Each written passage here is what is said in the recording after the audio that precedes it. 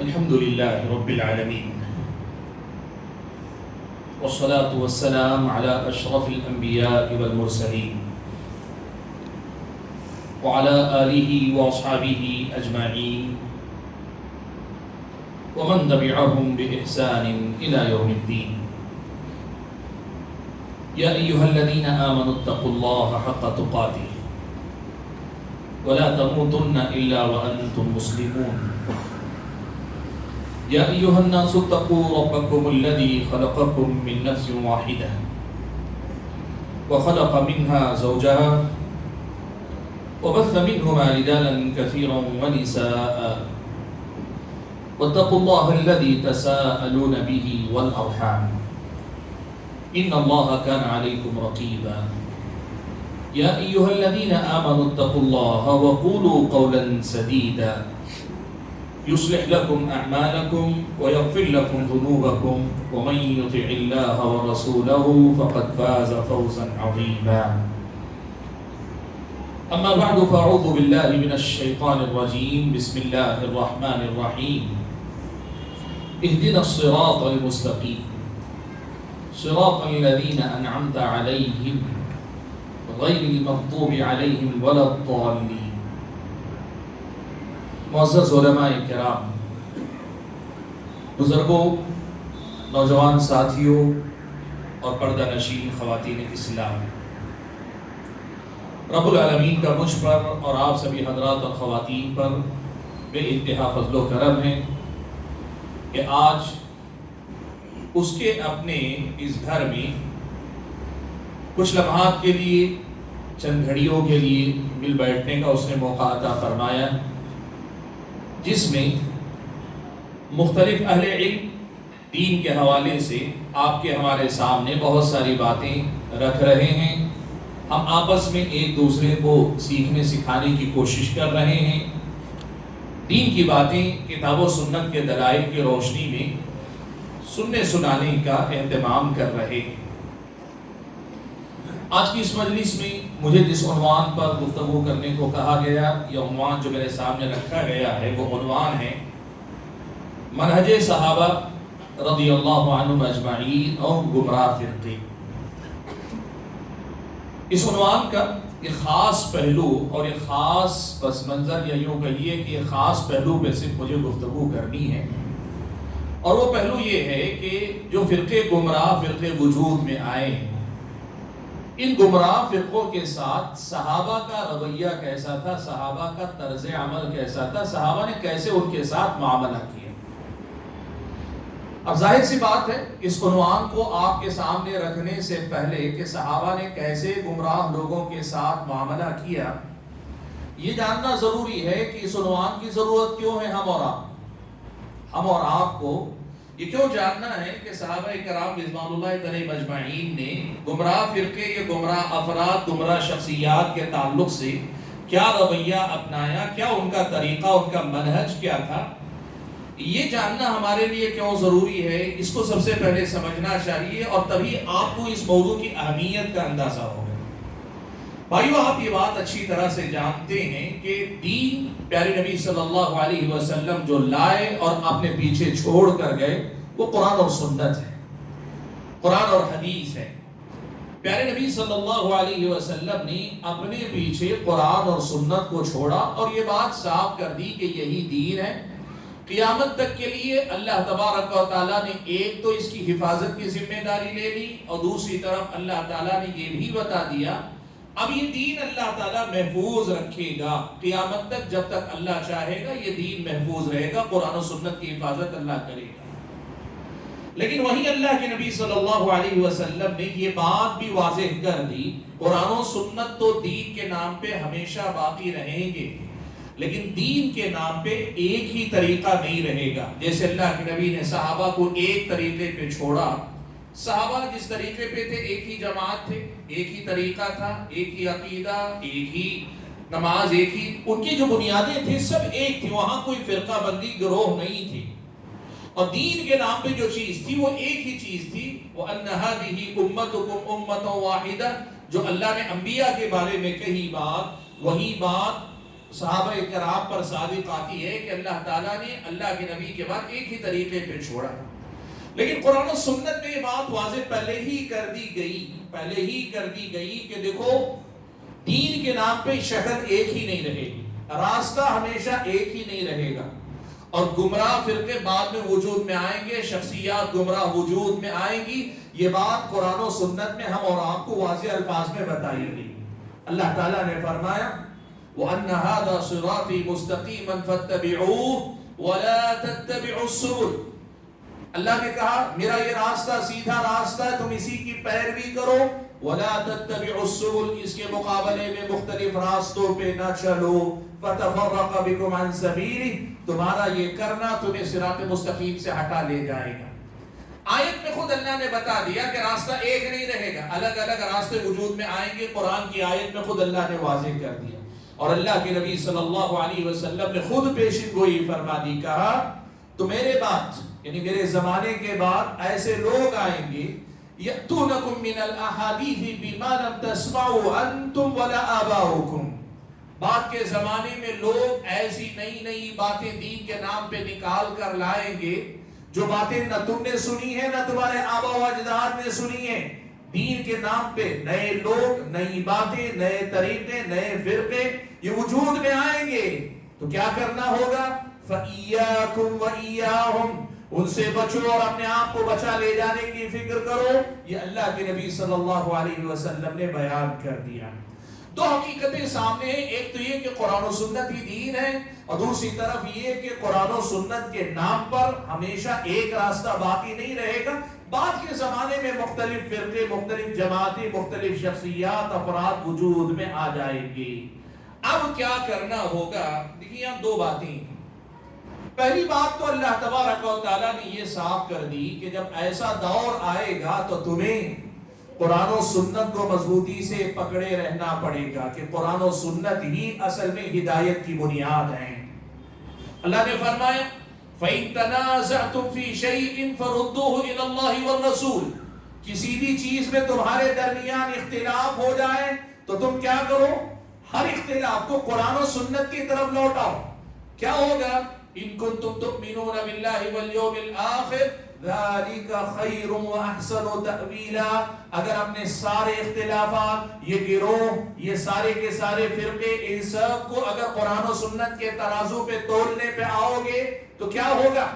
ذَلِكَ خَيْرٌ وَأَحْسَنُ تَأْوِيلًا، یہ بہتر ہوگا، اور اس ترازو پر معاملات کو تولنے کا نتیجہ یہ ہوگا کہ تم ہدایت پر آ جاؤ گے، تم صحیح انجام تک پہنچو گے۔ ایک بات یہ بتا دی، اور دوسری بات یہ بھی اللہ کے نبی صلی اللہ علیہ وسلم نے بتا دی کہ بہت سارے گمراہ فرقوں کی گمراہیاں اس سے واضح ہو جائے گی جب تم قرآن و سنت کی طرف لوٹو گے، پتہ چلے گا جو دین کے نام پہ بات کر رہے ہیں اس کا دین سے کوئی تعلق نہیں، جو اللہ کے نام پہ بات کر رہے ہیں رب کے قرآن میں اس کا ذکر نہیں، رسول اکرم صلی اللہ علیہ وسلم کے امتی ہو کر جو بات کر رہے ہیں نبی کی احادیث میں اس کا کوئی وجود نہیں۔ تو بہت ساری گمراہیاں جب قرآن و سنت کی طرف لوٹ کر آؤ گے تو واضح ہو جائیں گی، لیکن پھر کچھ گمراہیاں ایسی بھی آئیں گی جو قرآن و سنت پر لوٹ کر آنے کے بعد بھی بعض لوگوں کے لیے پریشانی کا باعث ہوگی۔ وجہ کیا ہے؟ وجہ یہ کہ بعد کے دور میں آنے والے اہل بدعت بھی یہ سمجھیں گے کہ وہ اپنی بدعت کو جب تک حق کا لباس نہیں پہنائیں گے، حق کا لبادہ جب تک نہیں اڑائیں گے، یہ بات عوام میں نہیں چلے گی، تو وہ کیا کریں گے؟ اپنی بدعت کے لیے قرآن سے دلیل لینے کی کوشش کریں گے، اپنی بدعت کے لیے حدیث سے دلیل لینے کی کوشش کریں گے۔ تو تمہیں کیا کرنا ہوگا؟ جو لوگ قرآن و سنت سے نہیں جڑتے ان کی گمراہی تو واضح ہو گئی، لیکن جو لوگ قرآن و سنت سے جڑ کر بات کرتے ہیں اور بدعت کے لیے بھی قرآن و سنت سے دلیل لیتے ہیں، اب فیصلہ کیسے ہوگا؟ کہا فیصلہ ایسے ہوگا کہ یہ قرآن و سنت اس کا اپنا ایک معنی، اس کا ایک مطلب ہے، اس کا ایک مفہوم ہے، اور یہ معنی و مطلب اللہ کے نبی نے صحابہ کو پڑھایا، صحابہ کو سکھایا، صحابہ کی اپنی زندگی میں صحابہ نے اسے اپنایا۔ حضرت عبداللہ ابن مسعود رضی اللہ عنہ کہتے ہیں، اور ان کے علاوہ اور دیگر صحابہ سے بھی یہ بات مروی ہے، ہم نے رسول اکرم صلی اللہ علیہ وسلم سے قرآن کے صرف الفاظ نہیں لیے، ہمارا طریقہ یہ تھا اللہ کے نبی سے 10 آیتیں پڑھنا سیکھتے، اس کے بعد اس کے اندر جو علم اور عمل کی باتیں ہوتی وہ سیکھ لیتے اور سیکھنے کے بعد ان پہ عمل کرتے، پھر اس کے بعد اگلی 10 نئی آیتیں ہم سیکھا کرتے۔ اس طرح کرتے کرتے ہم نے اللہ کے نبی صلی اللہ علیہ وسلم سے پورا قرآن لیا ہے۔ اب یہاں مسئلہ یہ ہو جائے گا کہ مان لیں دو گروہ، دو فرقے، دو شخصیات یا دو لوگ یا دو نظریات آپ کے سامنے آتے ہیں اور دونوں قرآن کا حوالہ دے رہے ہیں، دونوں حدیث رسول کی بات کر رہے ہیں۔ جیسے آپ میں سے بہت سارے لوگ سوچ کر پریشان ہوتے ہوں گے نا، آج ہم دیکھتے ہیں کہ ہر بدعتی بھی قرآن کی آیت پڑھتا ہے، ہر بدعتی حدیث کا حوالہ دیتا ہے، تو کرنا کیا ہوگا؟ کہا کرنا یہ ہوگا کہ تم یہ دیکھو قرآن کی آیت کا مطلب صحابہ نے کیا سمجھا تھا، حدیث کا کیا مفہوم صحابہ نے سمجھا تھا۔ اس لیے کہ جو قرآن کتاب، جو دین قرآن و سنت میں تھا، وہی دین اللہ کے نبی صلی اللہ علیہ وسلم نے تربیت کے ذریعے صحابہ کے اندر اتارا تھا۔ قرآن کی عملی تفسیر اللہ کے نبی تھے، تو نبی کے بعد بحیثیت جماعت یا بحیثیت ایک سماج اور سوسائٹی کے اسلام کی عملی تصویر یہ صحابہ تھے۔ دوسرے الفاظ میں قرآن کی آیتوں کا مفہوم صحابہ کی زندگی میں تھا، احادیث کے الفاظ کا مفہوم صحابہ کی زندگی میں تھا۔ لہٰذا جب تم اپنے اختلافات قرآن و سنت کی طرف لوٹاؤ گے اور قرآن و سنت کے معنی و مفہوم کو صحابہ کے طریقے پر متعین کرنے کی کوشش کرو گے، دودھ کا دودھ پانی کا پانی ہو جائے گا، بدعت اور سنت کا فرق واضح ہونے لگے گا، ہدایت اور گمراہی بالکل کھل کر سامنے آ جائے گی۔ یہی تمہیں کرنا پڑے گا۔ یہ اسلامی شریعت نے ہم اور آپ کو سکھایا ہے، اور یہ بات ہم اور آپ ہمیشہ قرآن و سنت کے دلائل کی روشنی میں منہج سلف کے نام پہ، منہج سلف کے تعارف کے نام پہ یہ بنیادی باتیں سیکھتے ہیں۔ حاضرین گرامی قدر، آئیے اس بنیادی بات کو سمجھنے کے بعد ہم اپنے عنوان کی طرف آتے ہیں۔ ہمارا مسئلہ یہ ہے گمراہ فرقوں کے ساتھ صحابہ کا طرز عمل کیا تھا۔ یعنی ہم یہ کہنا چاہ رہے ہیں کہ دیکھو اسلامی شریعت نے ہمیں کہا ہے سنت کی پیروی کرو، بدعت سے بچو، اپنے آپ کو اہل سنت میں رکھو، اہل بدعت سے اپنے آپ کو دور رکھو۔ یہ قرآن کی تعلیم ہے، یہ سنت کی تعلیم ہے۔ اللہ تعالیٰ نے کہا صراط مستقیم کی پیروی کرو، وَلَا تَتَّبِعُوا السُّبُلَ، دائیں بائیں راستوں کی طرف مت جاؤ۔ اب یہ جو بدعت، گمراہی، نافرمانی، اللہ تبارک و تعالیٰ کے دین سے دور جانے والے جو راستے ہیں، ان راستوں کو پہچاننے کے لیے اور اس کے بعد جن کی گمراہی واضح ہوتی ہے، ان لوگوں سے نقصان جو ہمارا ہو سکتا ہے، ہمارے دین میں جو تحریف ہو سکتی، ہمارے دین میں جو شبہات پیدا ہو سکتے ہیں، یا ہمارے اور آپ کے دین و ایمان میں جو نقصان ہو سکتا ہے، اس سے بچنے کا جو حکم قرآن و سنت میں اللہ تعالیٰ نے دیا، دین کے دوسرے ابواب کی طرح اس معاملے میں بھی صحابہ کرام رضوان اللہ تعالی مجمعین نے عملی نمونہ پیش کیا ہے۔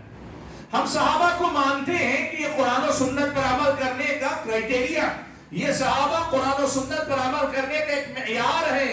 امام مالک رحمۃ اللہ علیہ اسی لیے کہا کرتے تھے، اور ایسے ہی دوسرے اہل امام احمد بن حنبل اور دیگر اہل علم کہا کرتے تھے کہ لن يصلح آخر هذه الامة الا بما صلح به اولها، اس امت کے بعد کے لوگ ٹریک پر اسی وقت رہ سکتے ہیں، درست اسی وقت ہو سکتے ہیں جب وہ اس طریقے پہ چلے جس طریقے پر اس امت کے ابتدائی لوگ قائم تھے۔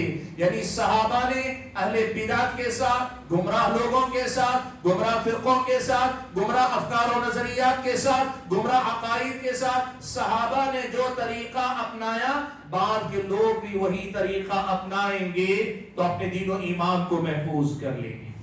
اور اگر صحابہ نے جو طریقہ اپنایا وہ طریقہ چھوڑ کر اپنے اپنے طریقے سے لوگ اگر طے کرنے لگیں گے، اپنے معیارات طے کریں گے، تو پھر ان کی گمراہی سے بچنے کی کوئی ضمانت نہیں اور بعید نہیں یہ سمجھ کر کہ یہ قرآن کی بات ہے غلط بات کے پیروکار بن جائیں، بعید نہیں کہ یہ سمجھ کر کہ یہ حدیث کی بات ہے یہ غلط آدمی کے پیروکار بن جائے۔ وجہ کیا ہے؟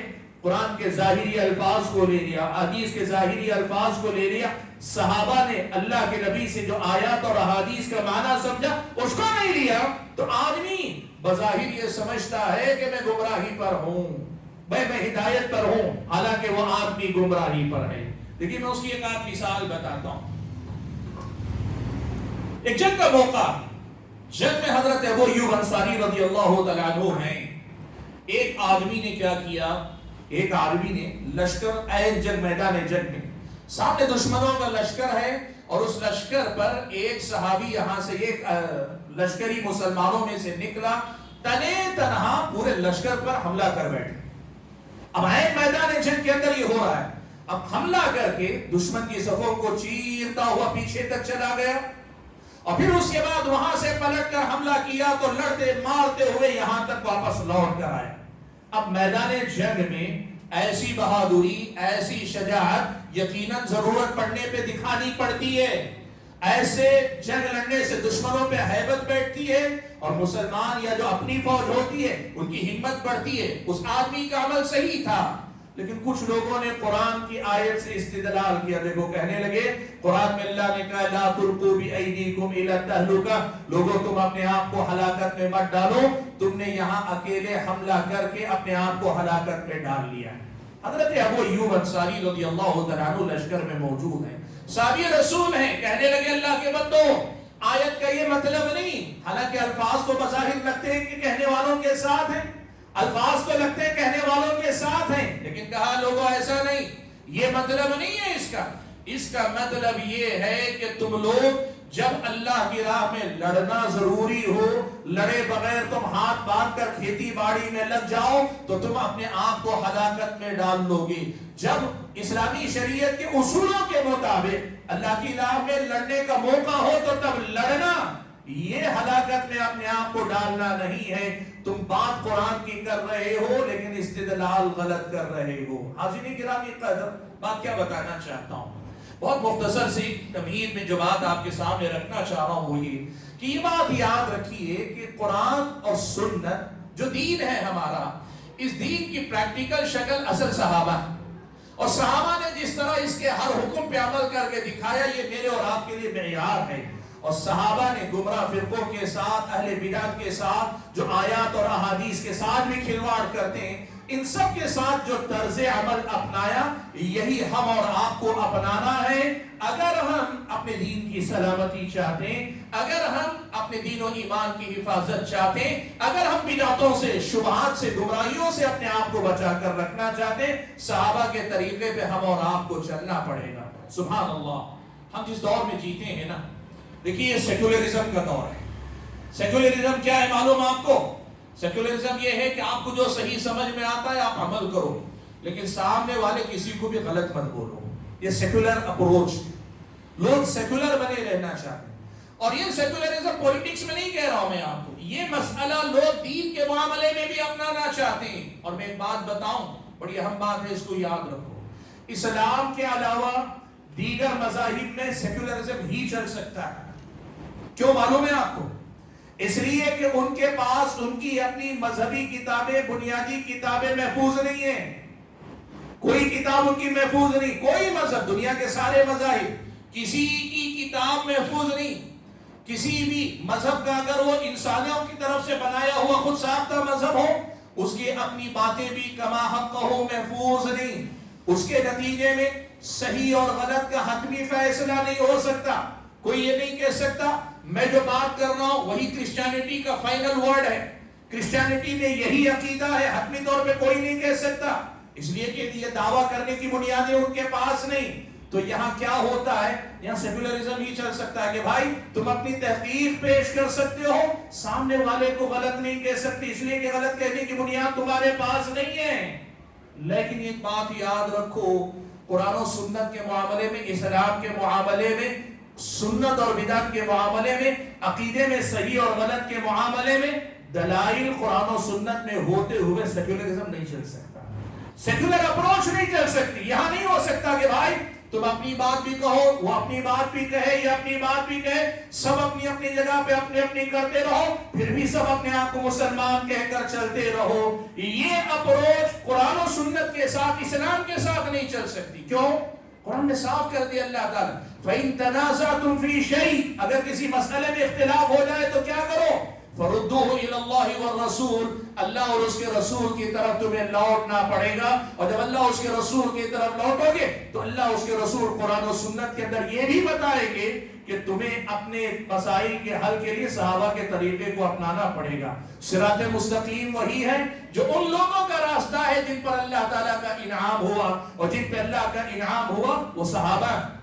سب سے پہلے اس امت میں صحابہ ہیں جو اس کا مصداق بنتے ہیں۔ اسی لیے بھائیوں یہ بات یاد رکھو، آج کے دور میں دین کے نام پر لوگ کہتے ہیں سب لوگوں کو اپنے اپنے مسلک پر عمل کرنے کی آزادی دے دو، ہر آدمی کو اپنی اپنی بات کہنے کی آزادی دے دو، ہر آدمی کو اپنا اپنا عقیدہ پھیلانے کی آزادی دے دو، ہر آدمی کو اپنے اپنے نظریات پیش کرنے کی آزادی دے دو، بلکہ کل اگر کوئی اور نئے 10 لوگ آئے ان نئے 10 لوگوں کے لیے بھی دروازہ کھول دو اور سب کی کوششوں کو دین کی کوشش کا نام دے دو۔ یہ اسلام میں نہیں چل سکتا۔ یہاں کیا چلے گا؟ جو صحابہ کا طریقہ تھا، اور صحابہ نے کیا کیا معلوم ہے؟ صحابہ نے کہا قرآن اور سنت ہے، صحابہ کا جو طریقہ ہے اس طریقے سے جو ہٹے گا ہم اسے گمراہ مانیں گے، جو اس طریقے سے ہٹے گا ہم اسے گمراہ مانیں گے۔ میں 2 حوالے آپ کے سامنے دیتا ہوں، یہاں سے شروع کیجئے۔ صحابہ کا طریقہ کیا تھا؟ پہلا بنیادی مسئلہ، صحابہ نے سب صحیح ہے والے رویے کو کبھی نہیں قبول کیا۔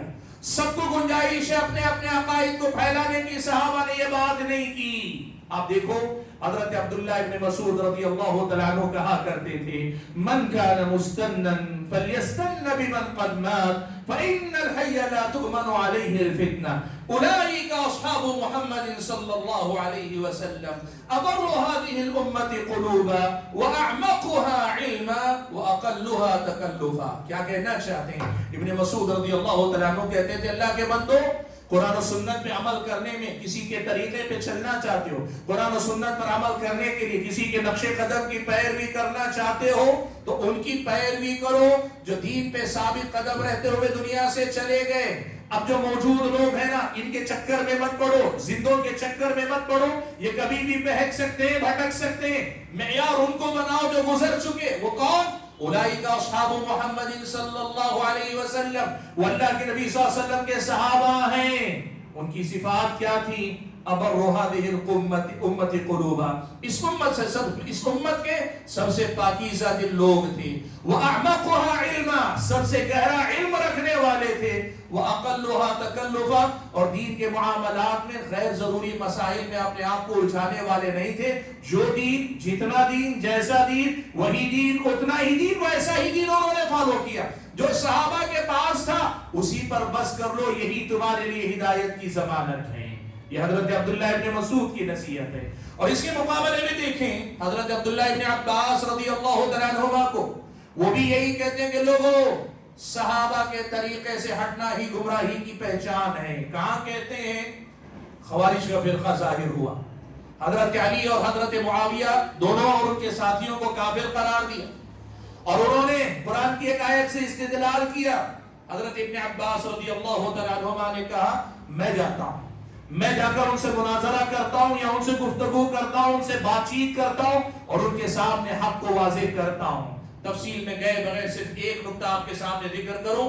ان کے پاس گئے تو حضرت عبداللہ ابن عباس رضی اللہ تعالیٰ عنہما نے جو استدلال کیا نا، ایک استدلال یہ تھا کہ لوگوں دیکھو تم قرآن سے استدلال کر رہے ہو نا، ذرا مجھے بتاؤ اگر تم ہدایت پر ہیں ہو، قرآن پڑھ کر کہہ رہے ہو ہدایت پر ہو، اگر قرآن پڑھ کر جو معنی تم سمجھ رہے ہو وہی ہدایت اور تم ہدایت پر ہو تو پھر مجھے ذرا یہ بتانا صحابہ میں سے کوئی صحابی تمہارے ساتھ کیوں نظر نہیں آتا؟ سارے صحابہ تو تمہارے مقابل بیٹھے ہیں، تمہارے فریق کے مقابل میں سارے صحابہ ہیں۔ اگر ہدایت پر تم ہوتے تو صحابہ کو تو تمہاری طرف ہونا چاہیے تھا، اس لیے کہ جن کے درمیان قرآن اترا، جن کے بارے میں قرآن اترا، جن کے سامنے قرآن اترا وہ تو صحابہ ہیں نا، تو کیا قرآن کو تم ان سے زیادہ بہتر سمجھ سکتے ہو؟ اور اگر یہ بات سمجھ میں آتی ہے کہ نہیں، قرآن جن کے بارے میں اترا، جن کے درمیان اترا، جن کے سامنے اترا وہی لوگ ہدایت پر ہیں، تو پھر اس کا مطلب یہ ہوا جو معنی تم سمجھ رہے ہو وہ معنی غلط ہے۔ بھائیو آج کے ہمارے اس کتاب کا حقیقی پیغام یہی لائن ہے کہ اللہ کے بندو یہ جتنے گمراہ فرقے، یہ جتنی گمراہ جماعتیں ہیں، ان کے ساتھ معاملہ کرنے کا طریقہ، وہ طریقہ جو صحابہ نے ہمارے اپنے لیے اپنے پیچھے چھوڑا ہمارے لیے، وہی طریقہ ہمارے لیے بھی معیار ہونا چاہیے. ہم اسی طریقے کو لے کر آگے بڑھیں، ورنہ کیا ہوگا اگر وہ طریقہ نہیں. ہم نئے زمانے میں سیکولر اپروچ اپنانا چاہیں گے، سب کو خوش کرنا چاہیں گے، اپنا دین گوا بیٹھیں گے، اس کی کوئی گارنٹی نہیں اللہ کی بندوں. بھائیوں چلیں اس بنیادی مسئلے کو دیکھنے کے بعد پوائنٹ ٹو پوائنٹ ایک ایک میں آپ کے سامنے مسئلہ رکھوں گا اور صحابہ کے طرز عمل سے یا ان کے اقوال اور افعال سے آپ کے سامنے دلیل دیتا ہوں کہ صحابہ نے اہل بدعت کے ساتھ کیا رویہ اپنایا. سب سے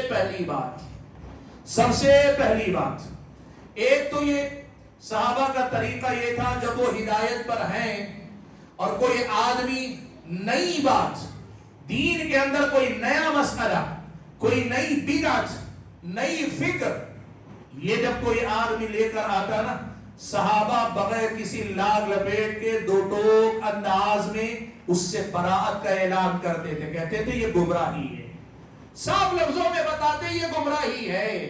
دیکھو آپ اگر ایسے اللہ کے بندے ہیں جن کو معلوم نہیں میں جس راستے پر ہوں وہ ہدایت ہے کہ گمراہی ہے، تو آدمی سب کو سنے گا، سب کے پاس جائے گا، یہ بھی حق ہو سکتا ہے، وہ بھی حق ہو سکتا ہے، یہ بھی ہدایت ہو سکتی، کہیں میں گمراہی پر چلوں. جو آدمی گمراہی میں بھٹک رہا ہے بات اس کی نہیں، اس کو تو تحقیق کرنی پڑے گی. لیکن جس آدمی کے سامنے یہ بات دلیل اور حجت کے ساتھ واضح ہے، یہ قرآن ہے، یہ سنت ہے، صحابہ نے یہی عقیدہ رکھا، اللہ کے نبی نے یہی عقیدہ پڑھا، دونوں کو واضح طریقہ جہاں آ جاتا ہے نا، اس کے خلاف نئی بات آئی. دنیا کا مزاج یہ ہے، عربی میں کہتے ہیں کلو جدید لذیذ، ہر نئی بات مزیدار لگتی ہے، ہر نئی بات کے اندر ایک اٹریکشن ہوتا ہے. ہمارے نوجوان نئی نئی چیزوں کی طرف لپکتے ہیں. دین میں کچھ بھی نیا آئے گا اس میں بھلا نہیں ہو سکتا. دین میں کوئی بھی نئی بات نکالی جائے گی اس میں ہدایت نہیں ہو سکتی. اور جب کبھی ایسی کوئی نئی فکر وجود میں آئی، صحابہ نے کلی طور پر اس سے برات کا اعلان کیا. امام مسلم نے اپنی صحیح مسلم کے مقدمے میں ایک واقعہ نقل کیا ہے. تقدیر پر ایمان لانا یہ ایمان کے 6 بنیادی ارکان میں سے ایک ہے. ایک فرقہ قدریہ کہلاتا ہے، یہ وہ جنہوں نے تقدیر کا انکار کیا. تفصیل میں گئے بغیر مختصر بتا دیتا ہوں. یہ بدعت تھی جو وجود میں آئی، اپنی کچھ غلط فہمی کی وجہ سے انہوں نے یہ عقیدہ رکھ لیا کہ اللہ تعالیٰ کو پہلے سے بندے کے اعمال کا پتہ نہیں رہتا، بندہ عمل کرتا ہے تب جا کر اللہ تعالیٰ کو پتہ چلتا. یہ بدعت، غلط عقیدہ ایجاد کیا. بصرہ میں یہ بدعت پہلے پہل ظاہر ہوئی تو بصرہ کے لوگ تو پریشان تھے، بھئی یہ کیا نیا مسئلہ آ گیا، یہ کیا مسئلہ آ گیا. اس لیے کہ وہ کہتے تھے اگر تم کہو کہ اللہ کو پہلے سے معلوم ہے تو اس کا مطلب نعوذ باللہ تم اللہ کو ظالم قرار دے رہے ہو. لوگ گھبرا گئے، کہا عقیدت تقدیر پر ایمان رکھنے کا مطلب اللہ کو ظالم قرار دینا ہے کیا؟ پریشان تھے. دو لوگوں نے کیا کیا، کہا اس کا حل یہ ہے ہم چلتے ہیں مدینہ جا کر اہل علم سے ملتے ہیں، صحابہ سے ملتے ہیں، یا مکہ جا کر جو علم کا مرکز ہے وہاں جاتے معلوم کرنے. آئے دو لوگ، وہ آئے، حرم میں داخل ہوئے تو دیکھا حضرت عبداللہ ابن عمر باہر نکل رہے ہیں. دونوں کے دونوں حضرت عبداللہ ابن عمر کے ساتھ لگ گئے، ایک دائیں ایک بائیں ہو گئے. کہنے لگے کہ اے عبداللہ ابن عمر، ہمارے علاقے میں ایک آدمی یا کچھ لوگ آئے ہیں جو یہ کہتے ہیں کہ تقدیر پہلے سے لکھی نہیں ہوتی، وَأَنَّ الْأَمْرَ أُنْفٌ، بندہ پہلے عمل کرتا ہے بعد میں اللہ تعالیٰ کو پتا چلتا ہے. ایسا عقیدہ رکھ رہے. سبحان اللہ. اب دیکھو ایک گمراہی، ایک بدعت، ایک غلط بات آپ کے سامنے آئے، آپ کو کیا کرنا چاہیے؟ حضرت عبداللہ ابن عمر رضی اللہ تعالیٰ عنہما نے دو ٹوک الفاظ میں کہا کہ سنو، یہاں سے جب واپس جاؤ گے نا تو بصرہ پہنچنے کے بعد جو لوگ یہ عقیدہ رکھتے ہیں، یہ نئی باتیں جو لوگ کر رہے ہیں، ایک بدعت کی طرف جو دعوت دے رہے ہیں، ان نئے لوگوں سے کہنا جا کر انا بریء منہم وہم براء منی، میرا ان سے کوئی تعلق نہیں، ان کا مجھ سے کوئی تعلق نہیں. کیا مطلب؟ میں تو صحابی رسول ہوں، میں تو مسلمان ہوں، لیکن جو آدمی اس بدعت کا علمبردار بنے یا اس کا قائل بنے یا اس کا عامل بنے، یہ عقیدہ رکھنے والا بنے، اس کو یہ سمجھ لینا چاہیے کہ وہ ایمان سے جا رہا ہے، سنت سے نکل رہا ہے، وہ ہم میں سے نہیں، ہم ان میں سے نہیں. بدعت یہ ایسی چیز ہے کہ یہ آپ سے، ہم سے، دین ایمان سے رشتہ کاٹنے کا ذریعہ بن جاتی. کبھی آدمی کو دائرہ اسلام سے باہر نکال لے جاتی ہے، کبھی ہدایت یافتہ لوگوں کے دائرے سے نکال کر اہل بدعت میں ان کو شامل کر لیتی۔ حضرت عبداللہ ابن عمر نے براءت کا اعلان کیا اور اس کے بعد پھر دلیل دی، کہا میں نے اللہ کے نبی صلی اللہ علیہ وسلم کو فرماتے ہوئے سنا۔ خود ان کے اپنے والد حضرت عمر رضی اللہ تعالیٰ عنہ نے اصل یہ حدیث روایت کی، کہا آدمی اس وقت تک مومن نہیں ہو سکتا جب تک وہ تقدیر پر ایمان نہ لائے۔ اب جو بات قرآن و سنت میں آ گئی واضح، اس میں کچھ نئی باتیں نکالنے کی کوشش کرنے والے گمراہی ہو سکتے ہیں، اور ایسے گمراہوں سے ہمارا کوئی تعلق نہیں۔ بھائیو، اس کا مطلب یہ ہوا کہ حضرت عبداللہ ابن عمر نے ایک ضابطہ یہ بتایا کہ اہل بدعت سے بدعت ہونے کے باوجود نہیں یہ ان کی رائے ہے، یہ ہماری رائے ہے، اس کے باوجود ہم سب ایک ہے کہنے والا مزاج یا ہم سب ایک ہے کہنے والا منہج صحابہ کا منہج نہیں، یہ صحابہ کا طریقہ نہیں ہے۔ یہ بات حضرت عبداللہ ابن عمر رضی اللہ تعالیٰ عنہ نے اس میں سنا دی۔ دوسری بات، صحابہ کا طریقہ یہ تھا کہ جب کبھی کوئی آدمی بدعتی تو دور کی بات، بدعتی تو دور کی بات، کوئی آدمی ایسی کوئی بات سناتا، آدمی صحیح بھی ہو لیکن کوئی نئی بات، کوئی انوکھی بات یا کچھ عجب بات کرتا، تو فوراً صحابہ اپنے دین کے سلسلے میں محتاط ہو جاتے۔ یہ نت نئی باتیں، روز نئے کام کر نئی باتیں لانے والوں سے چوکنا ہو جاتے، ایسے لوگوں کی بات نہیں سنتے۔ اس کا مطلب یہ ہوا بدرجہ اولا بدعتیوں کو نہیں سننا چاہیے۔ جو آدمی دین کے معاملے میں بدعتیں ایجاد کر کے آپ کے سامنے لائے، ایسے آدمی کو سننے سے پرہیز کرنا چاہیے۔ آج آپ جانتے ہیں سوشل میڈیا پر جتنے فتنے ہیں، جتنے کانٹروورشیل پرسنالٹیز، متنازع شخصیات ہیں، سب سے زیادہ لوگ انہیں کو دیکھتے ہیں، جانتے ہیں۔ کئی لوگوں سے ہم نے کہا تو کہتے ہیں نہیں ہمیں پتا ہے کہ وہ گمراہ ہے، لیکن دیکھنا چاہتے ہیں کہ وہ کیا کہہ رہے ہیں۔ کیا دیکھیں گے آپ؟ کیا آپ اس کی ضمانت دیتے ہیں کہ اس آدمی کی کوئی پھیلا ہوا کوئی شبہ آپ کے دل میں گھر نہیں کرے گا؟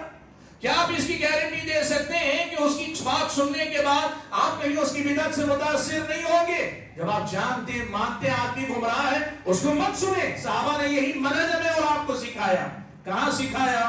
امام مسلم نے اپنی صحیح کے اندر یہ مقدمے میں بات ذکر کی ہے کہ بشیر بن کعب عدوی، یہ حضرت عبداللہ ابن عباس رضی اللہ تعالیٰ عنہ کے پاس آئے اور آ کر اللہ کے نبی کی حدیث سنانے لگے، کہنے لگے قال رسول اللہ، حدیثیں سنانے لگے۔ حضرت عبداللہ ابن عباس جعل لا یأذن لہ، ان کی طرف توجہ نہیں دے رہے، ان کی بات نہیں سن رہے۔ بشیر سنانا چاہتے ہیں، حضرت عبداللہ ابن عباس سننا نہیں چاہتے۔ بشیر ابن کعب کو تعجب ہوا، کہنے لگے ابن عباس میں آپ کو اللہ کے نبی کی حدیث سنانا چاہتا ہوں اور آپ حدیث رسول سننے کے لیے تیار نہیں ہو رہے ہیں۔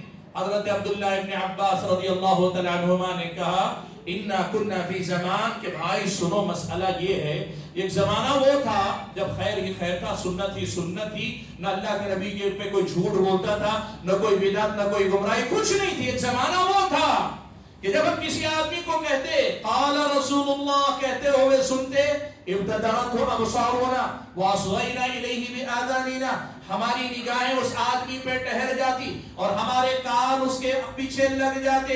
لیکن کیا ہوا؟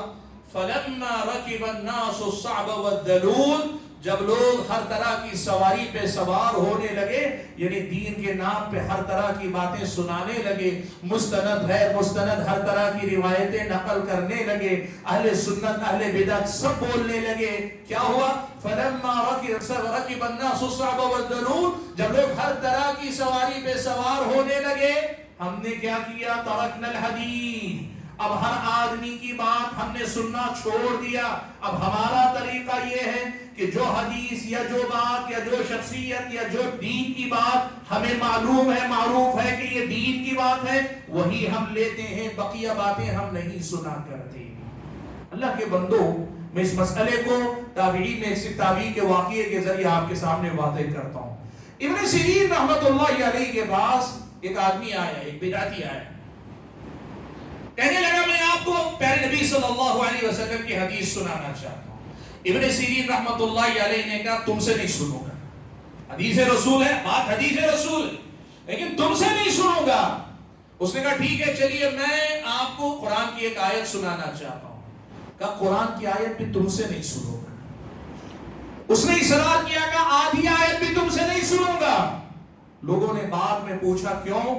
حضرت ابن سیرین رحمۃ اللہ علیہ نے کہا مجھے یہ ڈر ہے وہ حدیث رسول ہی سنائے گا، قرآن کی آیت ہی سنائے گا، لیکن قرآن کی آیت سنانے یا حدیث رسول کے سنانے میں آپ جانتے ہیں آیتوں میں وقف اور ابتدا کا ایک طریقہ ہے، کہاں روکتے ہیں کہاں شروع کرتے ہیں، الفاظ کے معانی وہاں سے ہلکے پھلکے بدل سکتے ہیں. کہا مجھے یہ ڈر ہے کہ کہیں یہ آیت سناتے سناتے حدیث سناتے سناتے ایسی کوئی بات نہ کر جائے جو شبہ بن کے میرے دل میں گھر کر جائے اور میرے لیے فتنے کا باعث بن جائے. یہ کون ہے معلوم ہے؟ ابن سیرین وہ صحابی وہ تابعی صحابہ کے بعد امت کے سب سے بڑے جو علماء، تقوی میں سب سے اونچے، علم میں بھی سب سے اونچے درجے کے. بھائیو یہ ہمارے صحابہ کا سکھایا منہج جو تابعین نے اپنایا. کیوں اپنایا؟ وہ جانتے تھے شبہات کا معاملہ بڑا خطرناک ہے، آپ علم والے ہو کر بھی آپ کے دل میں شبہ گھر کر سکتا ہے. اسی لیے اصل یعنی بیسک پوائنٹ ان کے پاس یہی تھا، ہم اہل بدعت کو نہیں سنیں گے. سبحان اللہ. آج کے ہمارے نوجوانوں کا مسئلہ کیا ہے معلوم؟ کہتے ہیں نہیں مجھے معلوم ہے، میں سمجھدار ہوں، مجھے معاملہ سمجھ میں آتے ہیں، میں فرق کر سکتا ہوں. اللہ کے بندو وہ علم والے، ہم سے زیادہ عقل والے، ہم سے زیادہ تقوی والے، وہ ڈرتے تھے اور آپ مطمئن ہیں. یہ آپ کا کہنا کہ نہیں میں فرق کر سکتا ہوں یہ خود بتاتا ہے کہ پہلی ٹھوکر آپ کھا چکے ہیں. اب سننے کے بعد متاثر ہوں گے نہیں ہوں گے وہ بات کی بات ہے، لیکن آپ یہ کہہ رہے ہیں تو آپ اپنے اسلاف کے طریقے سے انحراف کر رہے ہیں. ایک آدمی کے بارے میں کہتے ہیں یہ بدعتی ہے، یہ گمراہ ہے، ہمیں معلوم ہے، لیکن پھر بھی ہم سنیں گے اور ہم ڈیسائیڈ کریں گے. اللہ کے بندو ڈیسائیڈ وہ کرے گا جو گمراہی میں ابھی اسے پتہ نہیں ہدایت کیا ہے گمراہی کیا ہے، وہ تو سب کو سنے گا.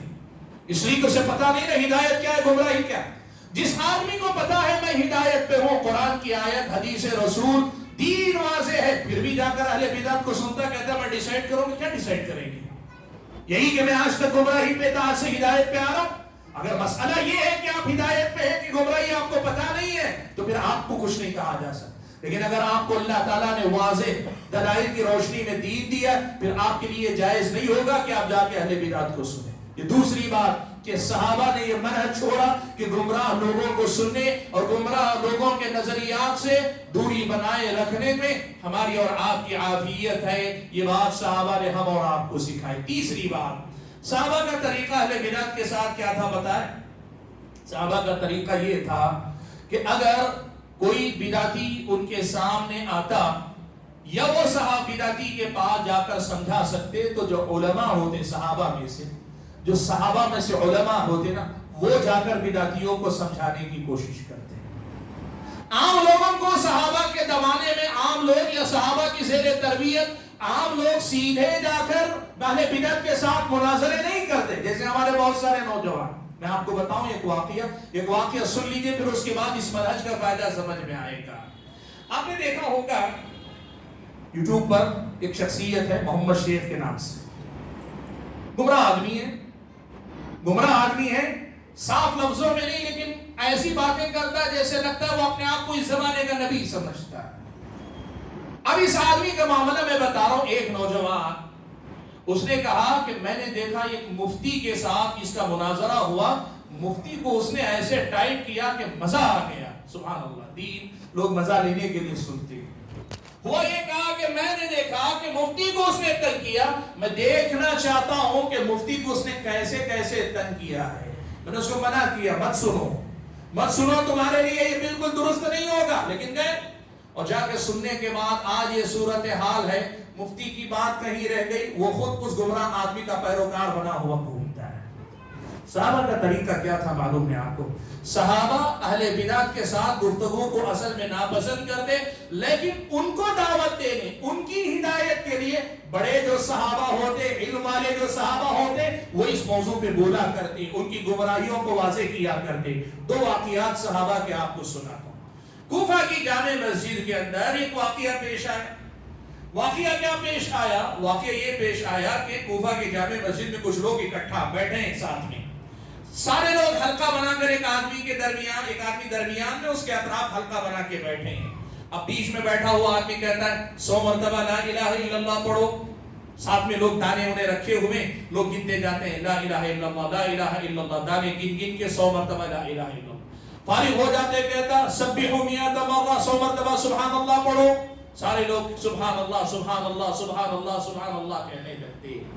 یہ منظر ایک صحابی نے دیکھا، سبحان اللہ بھائیو کتنا بڑا ادب ہے، دیکھو ایک صحابی نے دیکھا اور دیکھنے کے بعد حضرت عمرو بن سلمہ نے دیکھا۔ عمرو بن سلمہ نے جب یہ منظر دیکھا تو انہوں نے کیا کیا، فوراً اپنی طرف سے روکنے کے بجائے، کوفہ میں اس وقت سب سے بڑے عالم حضرت عبداللہ بن مسعود رضی اللہ تعالیٰ عنہ تھے، سیدھے گئے حضرت عبداللہ بن مسعود کے پاس اور کہے عبداللہ بن مسعود ابو عبد الرحمن، میں نے کوفہ کی مسجد میں ایک نیا کام دیکھا، دیکھنے میں اچھا ہی لگتا ہے اس لیے کہ سبحان اللہ الحمدللہ تو ذکر ہے، لیکن آپ ایک مرتبہ آ کر دیکھ لیں تو بہتر ہے۔ حضرت عبداللہ بن مسعود آئے، دیکھیے یہ طریقہ ہوتا ہے علماء میں سے، صحابہ میں سے بھی، جو صحابہ ہیں ہر کوئی آگے بڑھ کر میدان سنبھالنے کی بات نہیں کرتے، انہیں معلوم ہے کس مسئلے پہ کس کو بولنا چاہیے، وہ بڑے علماء کی طرف رجوع کرتے۔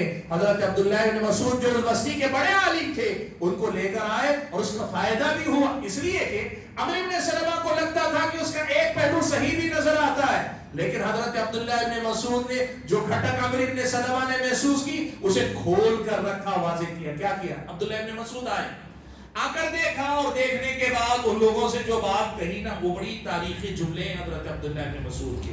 کیا کہا حضرت عبداللہ بن مسعود؟ کہا یہاں بیٹھ کر تم یہ جو دانوں پہ گن رہے ہو نا، یہ گننے کے بجائے ادو سیئاتکم، اپنے گناہوں کو بیٹھ کر گنو، تم نے کیا کیا گناہ کیے، یہ گننے سے تمہیں کچھ فائدہ نہیں ملے گا، اس کے مقابلے میں تم جاؤ اپنے گناہوں کو گنو، فَإِنِّي ضَامِنٌ أَلَّا يَضِيعَ مِنْ حَسَنَاتِكُمْ شَيْئًا، اگر تم اپنے گناہوں کو گن کر معافی مانگ لو میں گارنٹی دیتا ہوں کہ اللہ تعالیٰ تمہاری نیکیوں کو ضائع نہیں کرے گا۔ ایک بات، اب اس کے بعد اگلی نصیحت، کہا لوگوں دیکھو دو میں سے ایک ہی بات ہو سکتی، دو میں سے ایک ہی بات ہو سکتی، یا تو تم صحابہ سے زیادہ علم والے ہو گئے ہو اسی لیے وہ کام کر رہے ہو جو صحابہ نے اپنی زندگی میں کبھی نہیں کیا، صحابہ جو سب سے زیادہ علم والے، دین کو سب سے زیادہ سمجھنے والے، دین پہ عمل کرنے کا سب سے زیادہ جذبہ رکھنے والے اور دین کے تمام پہلوؤں کو اپنی زندگی میں اپنانے کی کوشش کرنے والے، ان صحابہ نے جو کام نہیں کیا وہ تم کر رہے ہو،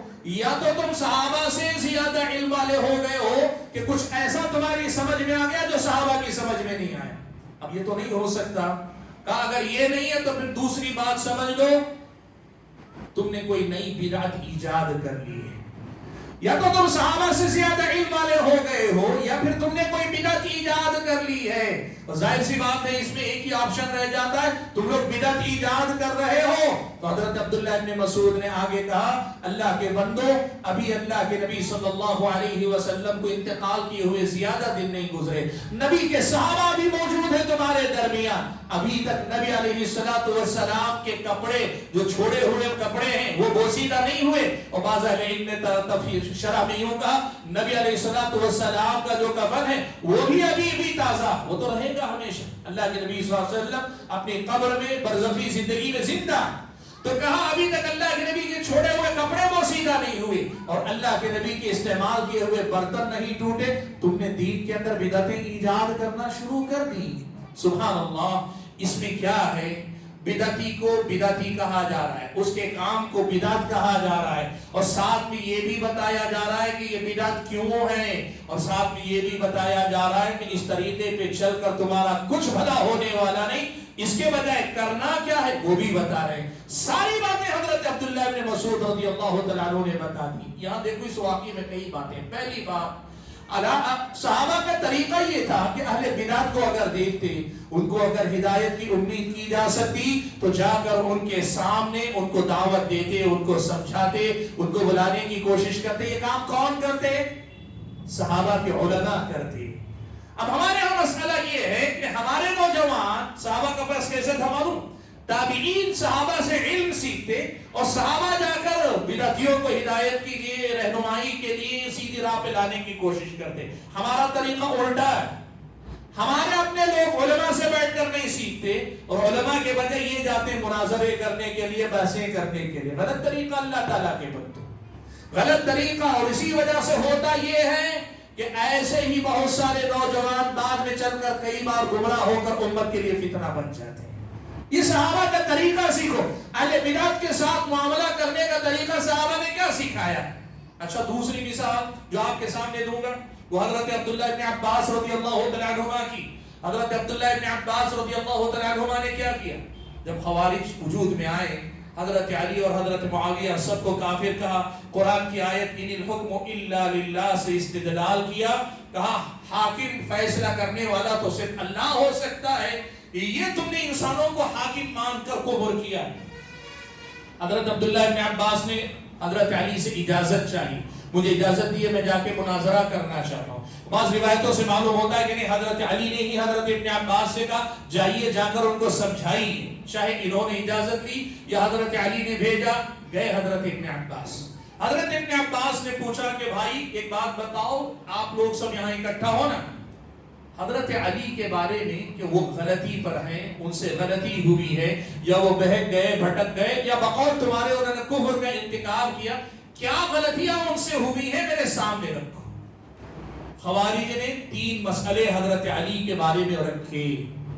حضرت ابن عباس رضی اللہ تعالیٰ عنہما نے 3 کے 3 مسائل کا جواب قرآن کی آیات کی روشنی میں دے دیا۔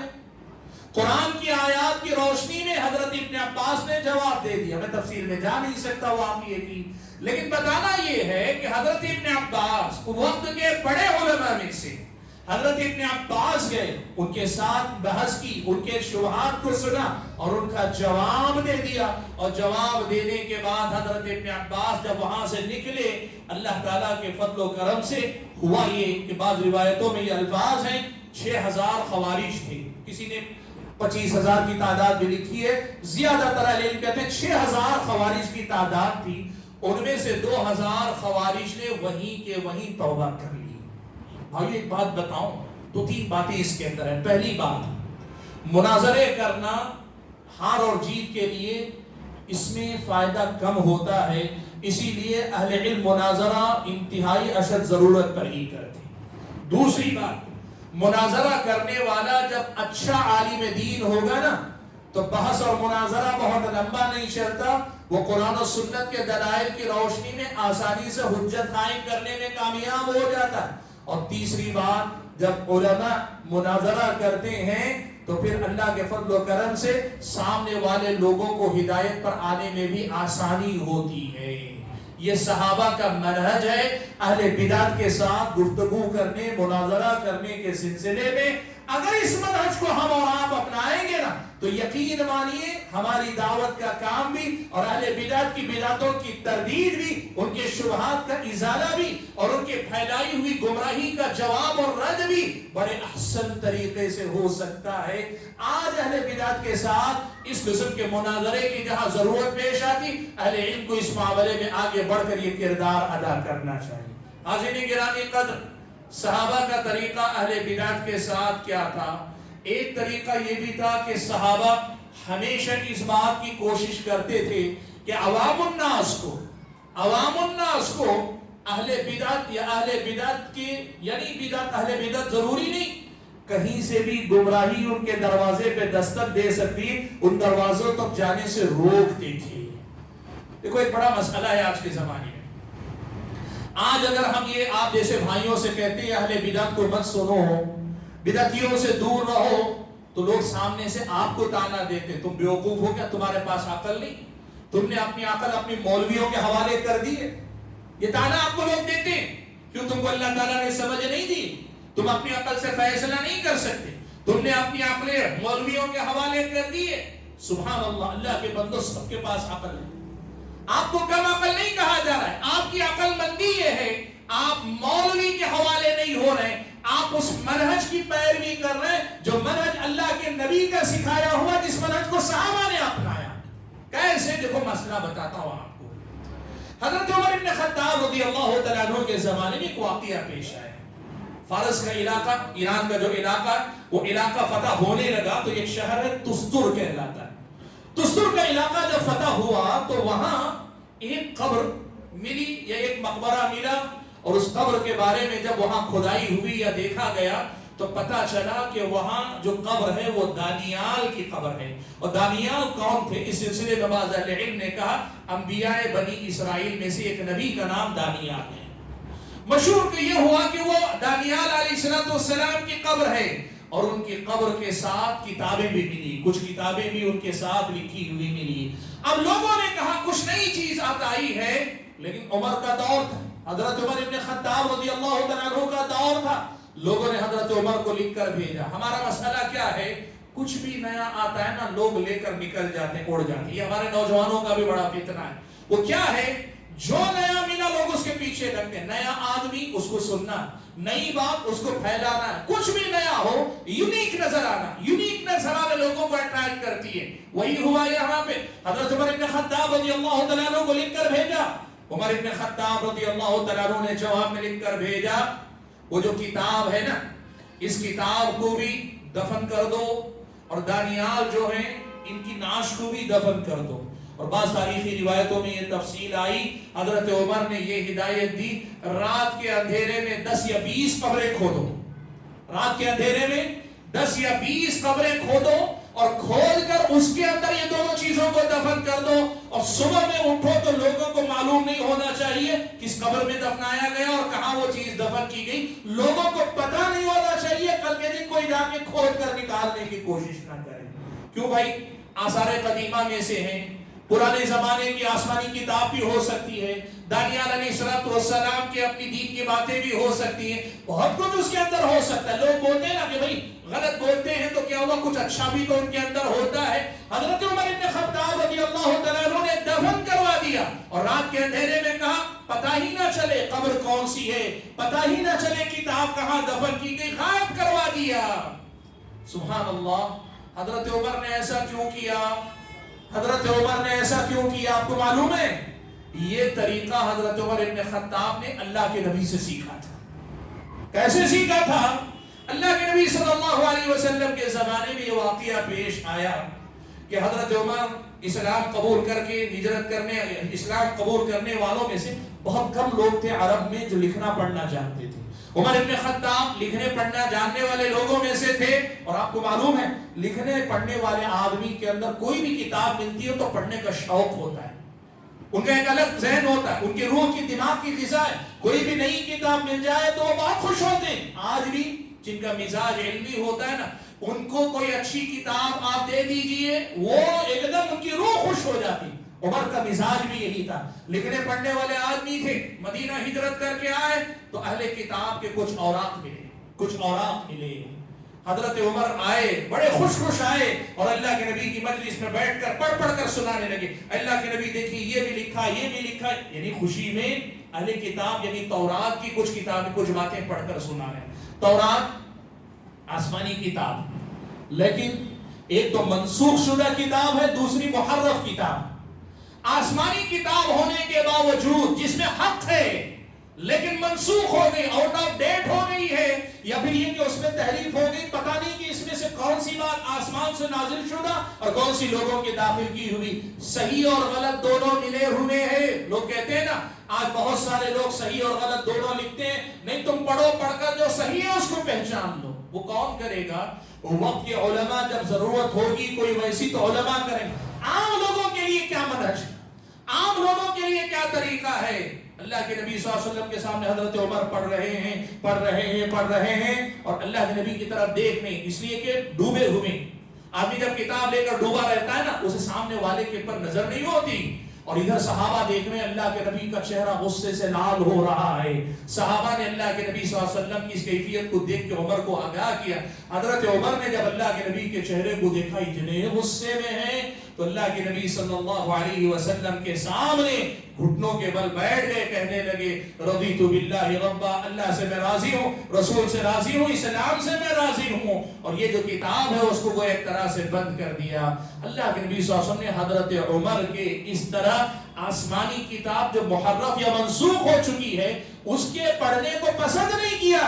اور آپ نے کہا دیکھو موسیٰ بھی اگر چلے آئے موسیٰ بھی اگر چلے آئے ان کو بھی میرے ہی دین کی پیروی کرنی پڑے گی. اور اللہ کے نبی نے دوسری بات کہی امتحفقون انتم یا ابن الخطاب، میری ہدایت، میری کتاب لائی ہوئی آسمانی کتاب، میری سنت کے ہوتے ہوئے دائیں بائیں دیکھ رہے ہو، ہلاک ہونا چاہتے ہو اے ابن خطاب.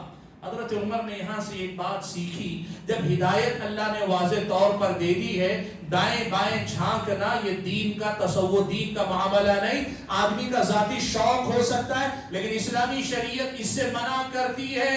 اسی منہج کو سیکھ کر حضرت عمر نے اپنے زمانے میں نافذ کیا. حضرت عبداللہ ابن مسعود رضی اللہ تعالیٰ عنہ کا بھی معاملہ، ان کے سامنے کچھ کاغذات لائے گئے جن کاغذات میں کچھ سابقہ آسمانی کتابوں کی کچھ باتیں لکھی ہوئی تھی. حضرت عبداللہ ابن مسعود نے کیا کیا؟ پانی منگایا، تش منگایا، تشت کے اندر پانی، اور وہ اوراق جس میں یہ باتیں لکھی ہوئی تھی اس پانی میں ڈال دی. پرانا زمانہ روشنائی سے اینک سے لکھتے تھے، وہ ساری باتیں جو اس میں تھی پانی میں گھل کر بہہ گئیں. حضرت عبداللہ ابن مسعود نے اس کو ختم کر دیا. کیوں؟ بھائیو دیکھو، اہل بدعت یا گمراہ لوگوں کی تحریریں اگر آپ پڑھیں گے تو آپ اس سے متاثر نہیں ہوں گے، کہ ان کا کوئی شبہ آپ کے اندر داخل نہیں ہوگا، اس کی کوئی گارنٹی نہیں. اہل علم نے یہ بات ضرور کہی ہے کہ جو بڑے علماء ہوتے ہیں وہ جانتے ہیں کہ کس مسئلے میں کسی اور کی کتاب سے فائدہ اٹھانا چاہیے، کب اٹھانا چاہیے، اور اللہ کے فضل سے خود ان کے